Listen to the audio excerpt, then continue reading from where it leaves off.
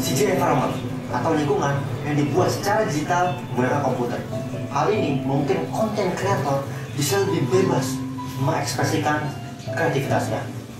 Nah, contohnya sekarang, kita sedang menikmati senja di abad pertengahan.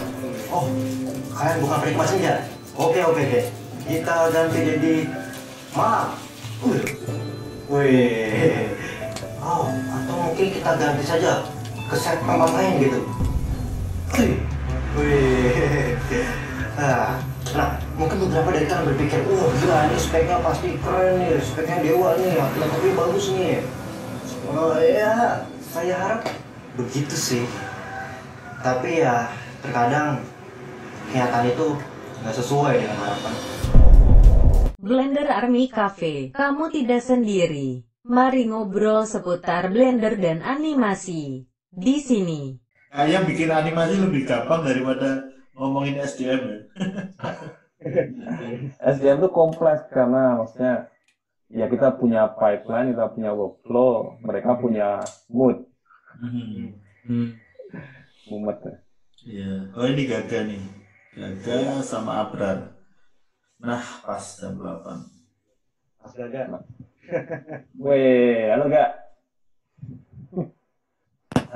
Mas. Wah, ganteng bener Abrar. Aku ya. Abrar belakangnya Metro Mini. Iya. Halo Mas Abrar. Juga di sini kita kangen-kangenan. Last kali lagi Mas Gaga. Iya. Aku screenshot kangen. Aku ini aja ya Brar. Dari planet Brar. Halo Mas Gaga. Suaramu nggak dengar Mas Gaga? Ada suaranya Mas. Nggak ada suaranya. Iya, belum masuk. Mau masuk. Oh, udah masuk apa ya?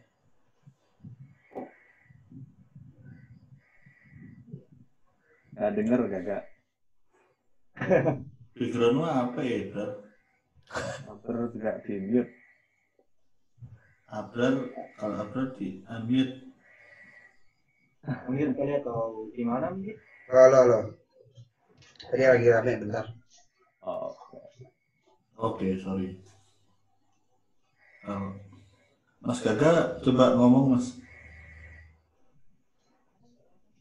Oh, Belum.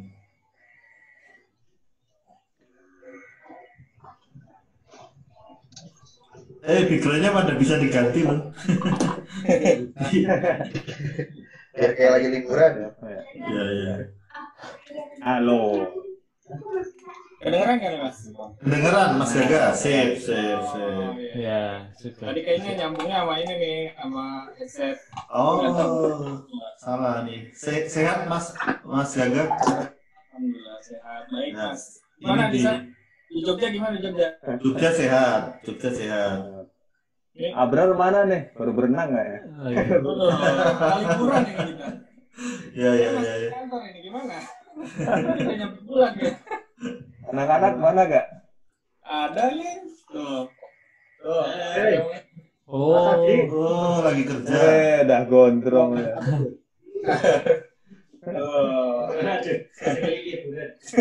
Iya. Sekali lagi liburan enak. Ini pasti bukan di Indonesia nih. Siang-siang soalnya. Thailand. Thailand. Ya, benar. Mas Rifki, dulu kamu magang di sana ya? Iya. Enggak, Mas Gaga. Baru selesai itu ya. Oh. Baru kemarin minta nilai. Suruh ngisi sendiri aja lah. Iya, isi sendiri aja. Oke. Orang itunya formatnya masih itu digital kan sekarang, tinggal isi sendiri. Betul. Iya. Atau suruh bikin form nilainya dibikinnya pakai After Effects gitu. Oh iya benar, harusnya ada animasinya gitu ya. Iya. Iya. Kalau bisa susah ngapain gampang kan? Nah, betul. Brar, sehat Brar? Sehat Mas. Sehat. Gimana? Di sana hujan atau kering atau apa sekarang? Lagi hujan nih, lagi hujan. Iya hujan. Oh. Oke, udah siap belum? Aku buka ini santai sih, lebih ke apa namanya? Nanti rekamannya tak edit Kalau ada yang iya. perlu di mute atau apa. Hmm. Mungkin tak mulai aja ya biar diskusinya Oh. lebih. Oke. Oke. Ini mic-nya nih. Siapa? Ini curang banget ya. Iya, bagus banget. Oh, ya, Anak mic-nya. magang gua jago banget tuh mic-nya. Aku lupa. Profesional YouTuber. Content creator. Nah, Oke, lanjut Mas. Ntar tak tes dulu ntar malah. Belum siap aku kabelnya mana. Oke, Abrar.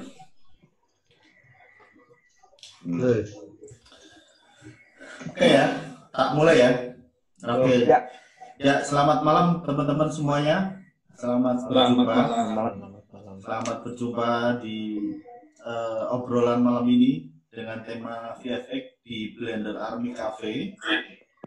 Ini channel baru yang mencoba mendokumentasikan perjalanan-perjalanan teman-teman di CG atau di industri film dan lain-lain yang kebetulan namanya Blender Army Cafe bukan karena ini khusus ngomongin software, tapi lebih kepada secara umum. Kebetulan kami komunitasnya udah mulai banyak, jadi tidak perlu harus harus soal Blender, tapi lebih kepada industri secara umum, supaya kami di komunitas juga nggak fanboy sama satu software tertentu, tapi lebih terbuka. Dan siapa tahu setelah ini teman-teman yang lagi mulai masuk ke dunia kreatif ini bisa bisa belajar dari pengalaman yang sudah dan untung buat kita juga di industri atau di komunitas bisa saling support.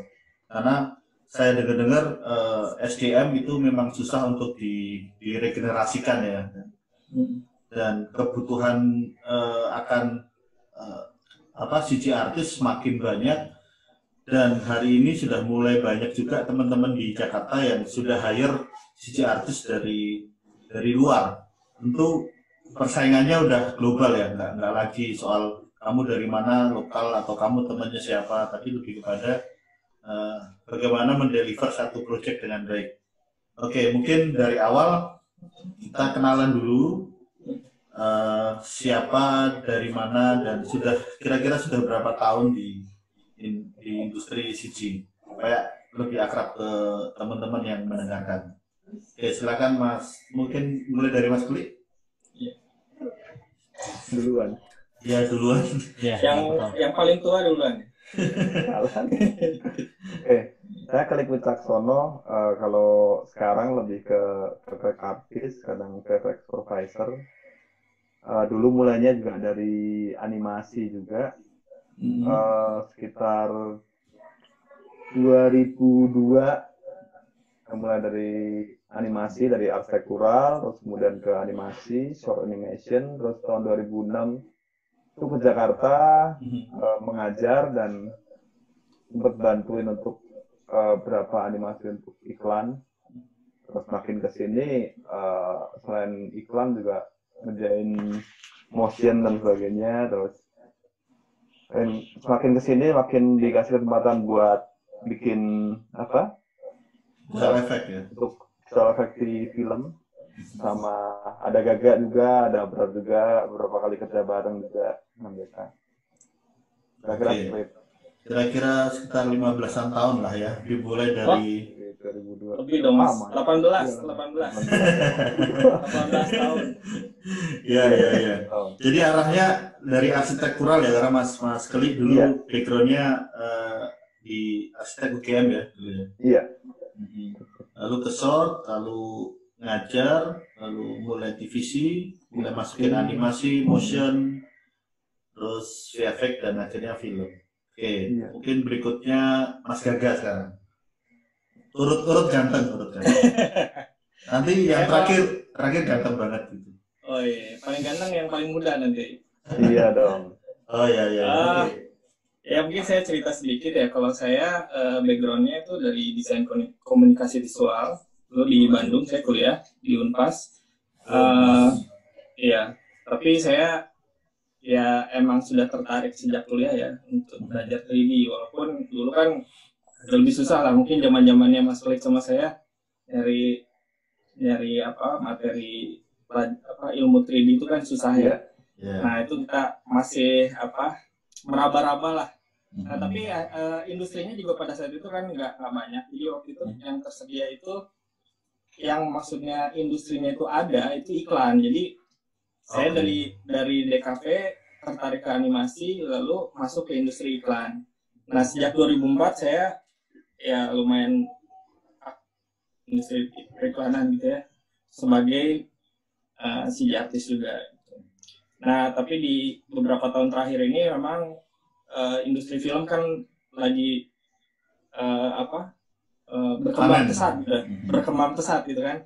Produksi film meningkat, terus akhirnya demand untuk visual effect itu juga meningkat pasti.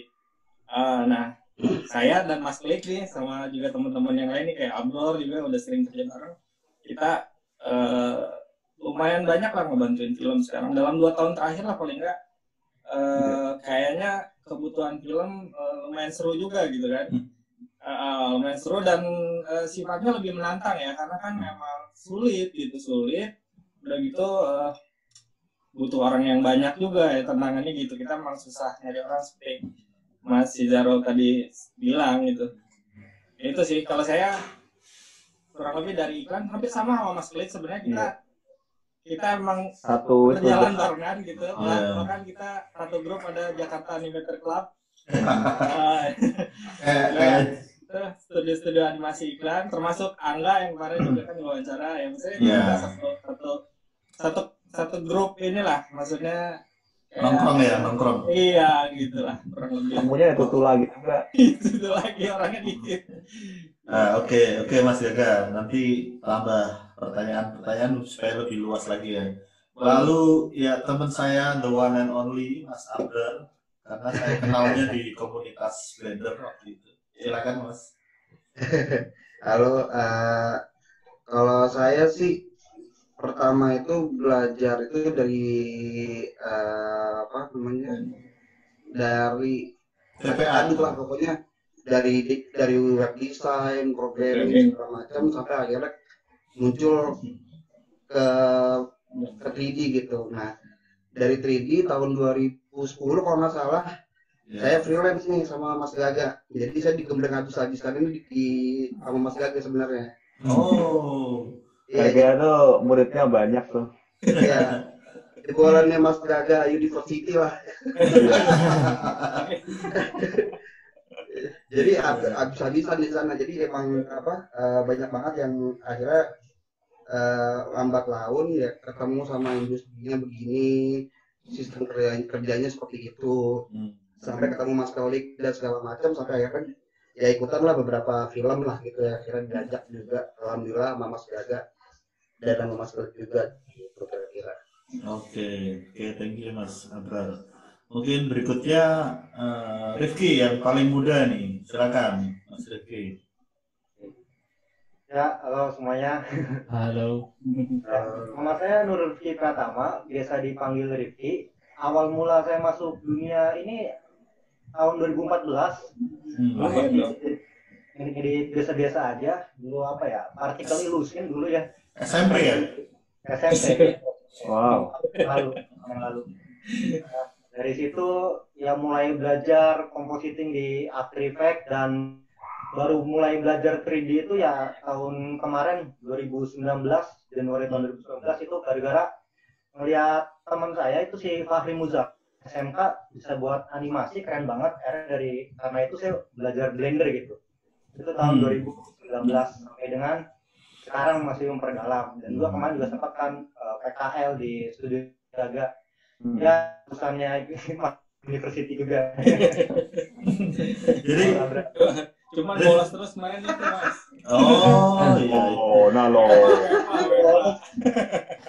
Si Rifki berarti nggak kenal help ya, help F1 kalau di software itu. Iya. Itu Mas Keli sama Mas Gaga itu dulu. Mas ya. Kamu udah wiki sama YouTube berarti ya? Dulu belum jalan internet kali. Saya ingat waktu dulu cari tutorial tuh harus ke Jakarta, ke Glodok. Yang kami mampu beli itu buku bajakan, ada satu counter. Selain DVD bajakan, satu counter. Berarti ilmunya bajakan juga cukup banyak buku impor di situ. Karena stensilan ya Mas. Jangan malu loh Kak. Sama muridnya Mas Dedi Samsudin ya dulu semua ya. Iya. Di chip ya. Iya. Kapan-kapan kita undang. Oke, 3 orang tamu atau artis CG yang sudah malang melintang lah di VFX. Termasuk Rifki tadi Mas Gaga aku undang karena kebetulan dia tuh serius banget bikin tutorial. Iya. Karena nggak banyak tutorial CGI di Indonesia.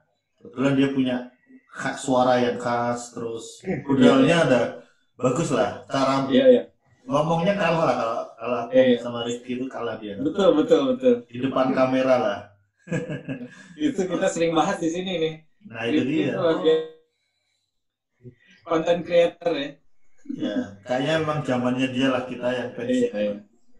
Oke, kali ini saya ditemani selalu sama Mas Adi Hargo. Silakan memperkenalkan diri ke teman-teman. Perkenalkan, nama saya Adi Hargo. Saya di komunitas Blender Army. Saya salah satu adminnya. Saya juga sehari-hari bekerja sebagai pipeline TD di sebuah studio animasi di Jogja. Oke, saya sendiri Hisaro Subiantoro. Subiantoronya agak sama dengan Mas Kli. Beda huruf. Satu. Ya. Mas Kli Subiantoro ya ternyata ya. Ada.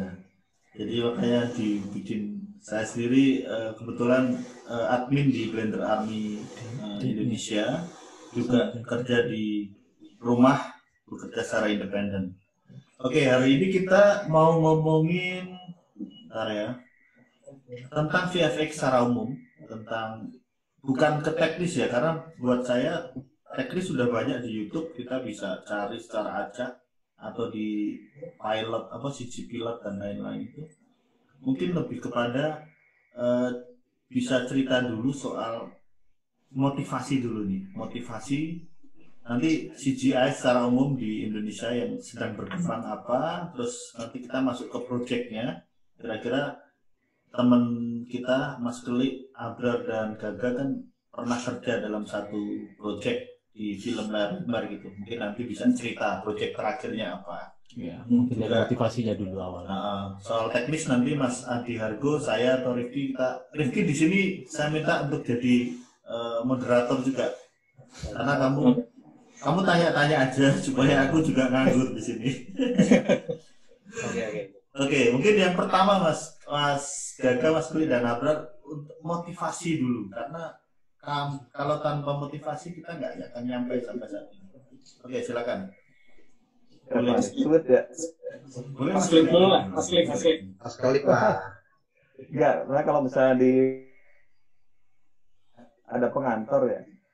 Kebetulan kami juga beberapa kerjaan bareng untuk industri film, karena ada kebutuhan di situ, kebutuhan efek untuk industri film.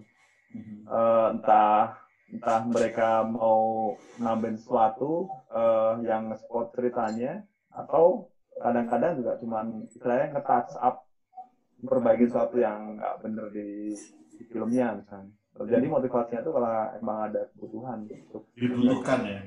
Kebutuhan rumah tangga Mas. Nah itu juga itu motivasi pribadi itu. Ya. Kebetulan kebutuhannya memang lagi banyak-banyaknya ya tahun-tahun ini ya.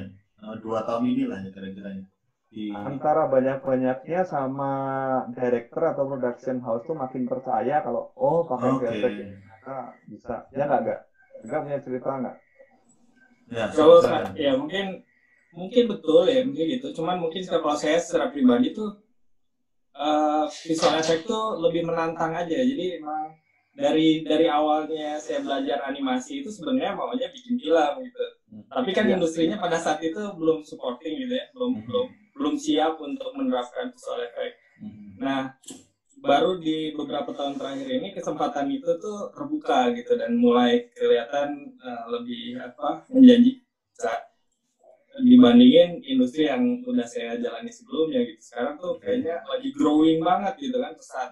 Dan ini ya kita ambil kesempatan itu lah. Saya sama Mas Lik kan pastinya nggak mungkin menyanyiakan kesempatan itu kan. Misalnya kita langsung begitu ada kesempatan yang berani ya untuk menggunakan visual effect dengan cukup banyak dan tantangannya juga tinggi, itu yang kita harapkan gitu. Salah satunya nanti mungkin kayaknya yang Miro ya, salah satu contohnya yang kita kerjain bareng tuh, itu kan susah banget gitu efeknya. Nah itu justru challenging gitu kan, itu yang justru buat kita seru gitu.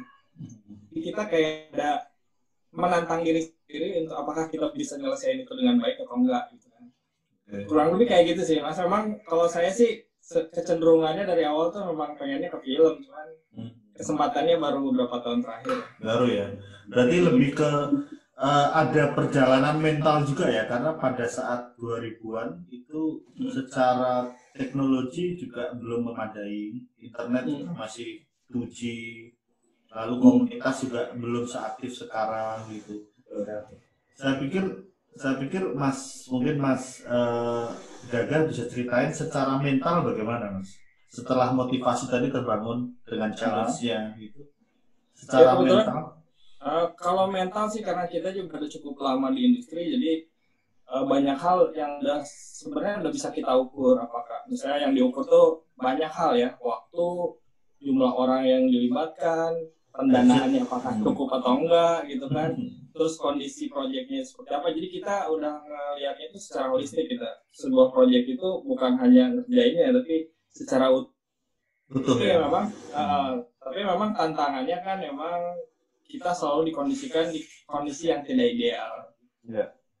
Yang tidak ideal itu. Jadi gimana kita berkomunikasi sama PH, ngejelasin, dan itu masih sebuah proses yang mungkin yang masih cukup panjang harus kita lewati sampai ke posisi ideal nanti gitu. Jadi saya juga banyak sih misalnya agenda sama Mas Klik, misalnya gimana kita mengedukasi industri film, memahami visual effect. Jadi dalam hal ini sustainable project itu beriringan dengan meningkatnya skill dan kualitas ya. Artinya kalau makin banyak praktek, latihan, gagal akan semakin sempurna gitu ya. Seharusnya begitu. Oke, Mas Abrar, motivasinya Mas Abrar? Saya sih pertama kali termotivasinya banget itu waktu saya sama Mas Gaga itu dapat project. Ini boleh sebutin produknya nggak nih? Terserah. Boleh Mas. Boleh. Sayang kok. Waktu itu kita ngerjain kita ngerjain project ini produk oli lah, Astron. Nah itu istilahnya project yang buat secara pribadi itu gue juga belum pernah ngadepin kayak gini gitu. Ini apaan sih kok bisa begini gitu, maksudnya secara board itu kok susah banget gitu. Nah cuman sampai beberapa code software pun belum pernah dipelajari sama sekali waktu itu. Nah tapi kerennya waktu itu Mas Gaga bilang gini ke gue, ini cukup memotivasi ya, siapa tahu memotivasi yang lain juga. Waktu itu dia bilang gini, "Bro, animator jago itu banyak," katanya, "tapi yang tahan sedikit."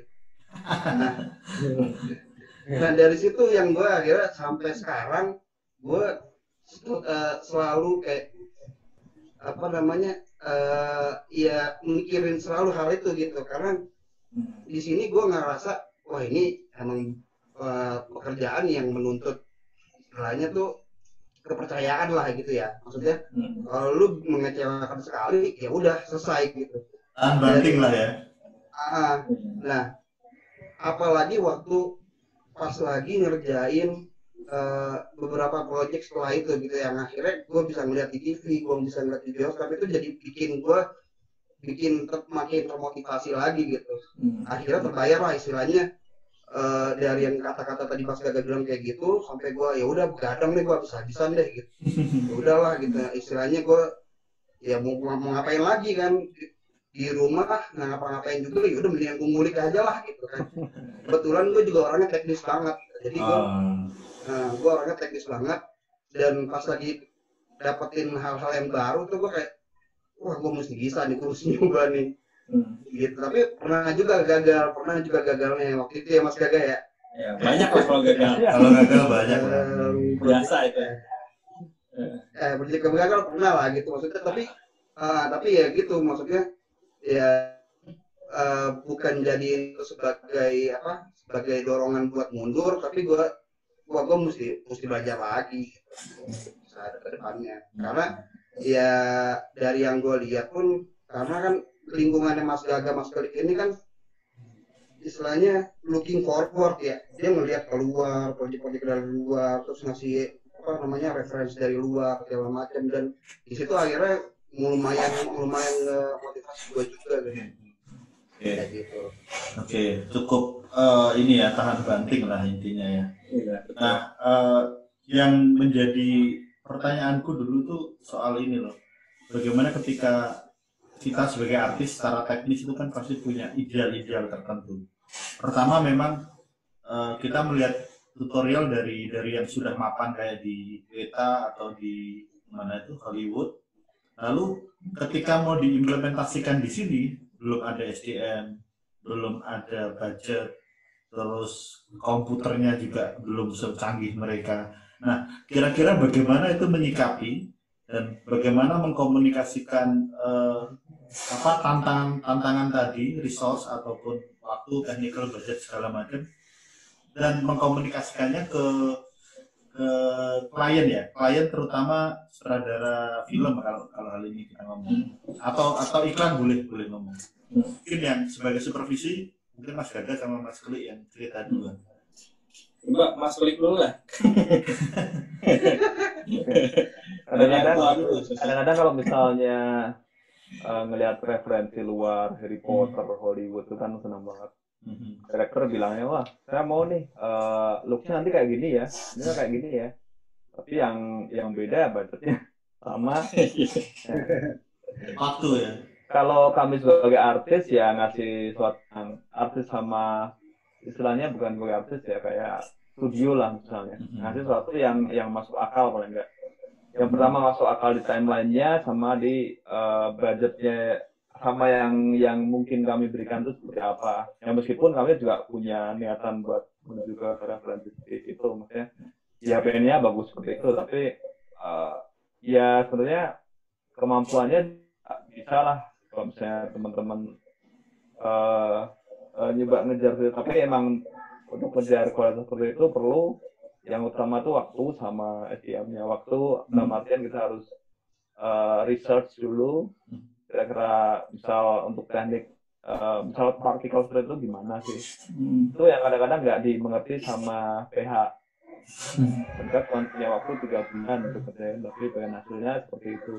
Dan juga budgetnya beda juga. Berarti kendala utamanya lebih di waktu dan SDM ya, bukan hal teknis. Oh, dan budget ya.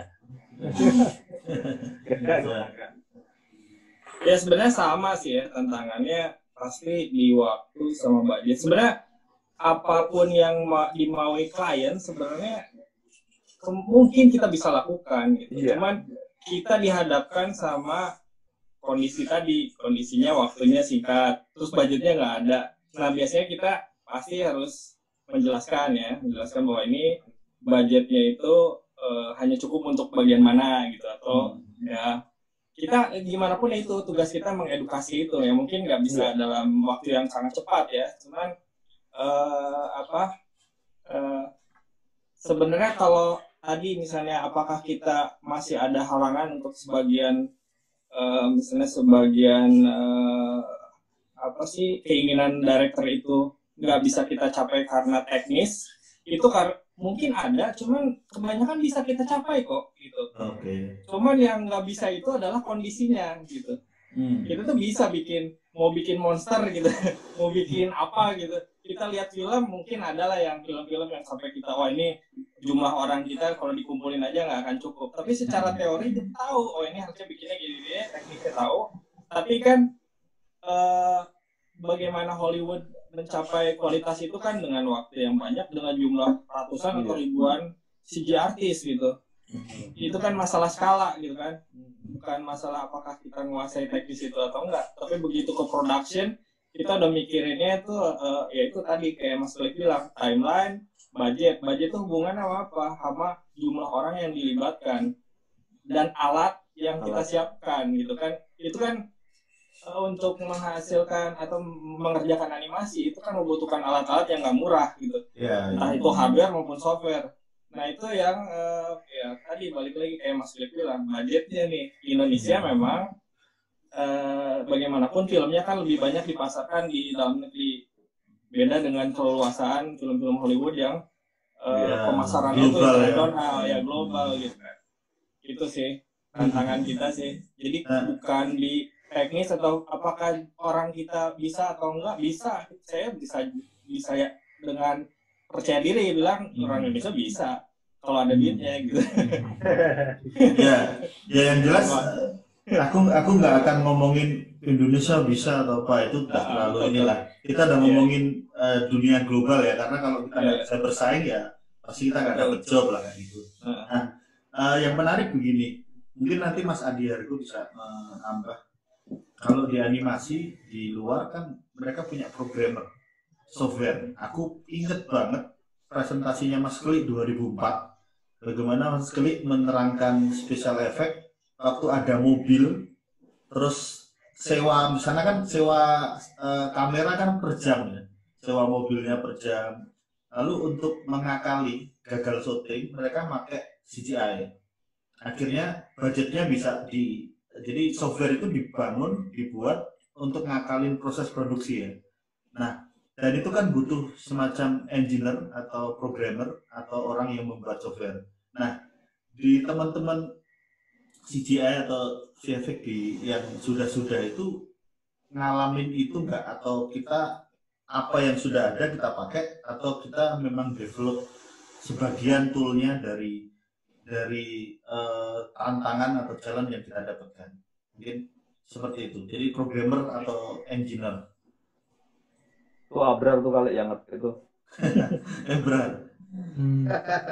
Karena semuanya kan bermula dari artis ya sebenarnya, bukan technical ya.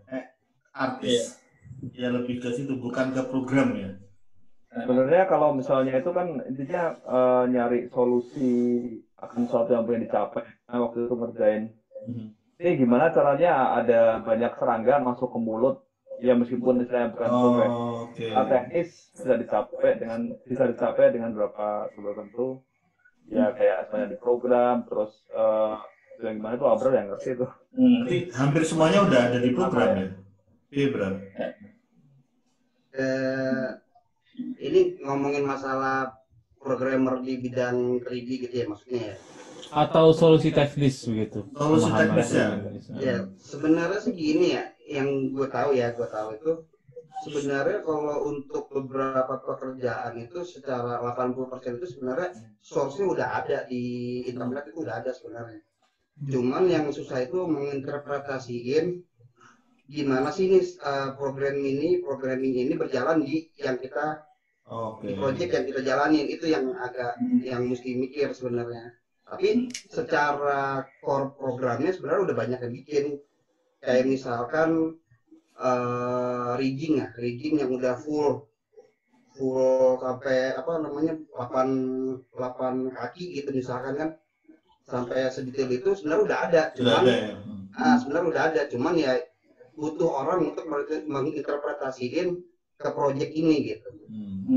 Gitu. Tapi ya kalau memang misalkan dibutuhkan kayak 20%-nya lagi, nah itu hal-hal yang kadang-kadang kita nggak sangka-sangka gitu, tiba-tiba suka ada gitu. Ya, kayak waktu itu beberapa masih gagal tuh siapa mas yang jago banget programming tuh? Masuk Ude. Nah, waktu itu ada beberapa project yang akhirnya butuh bantuan Mas Ude karena dia bisa membuat sebuah ini gitu. Plugin gitu. Plugin yang 20% yang tadi yang nggak ada di internet gitu, yang lebih spesifik lagi. Nah itu sih kan. Jadi tapi itu jarang ya Mas ya. Mungkin saya tambahin ya, Bro Ren. Ya. Jadi ini kalau pengalaman saya sih, mungkin saya jelasin dikit ya. CGI atau animasi 3D itu kan penggabungan dua ilmu ya, art seni dan teknologi gitu kan, teknikal.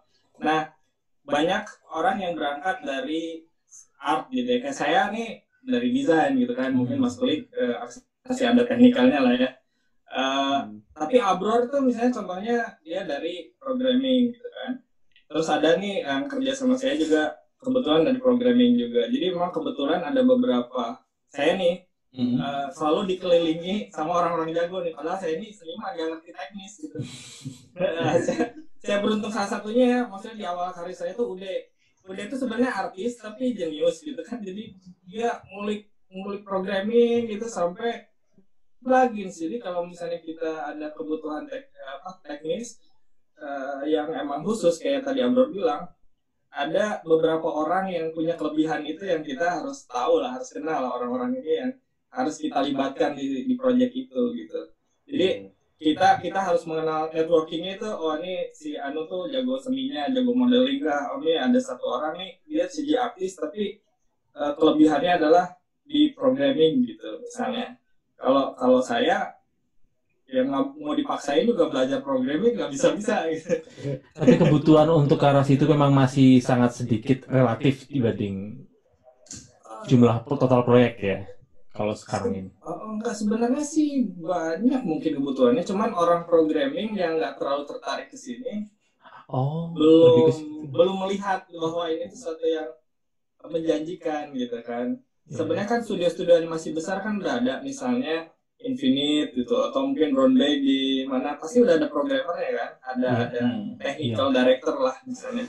Gitu.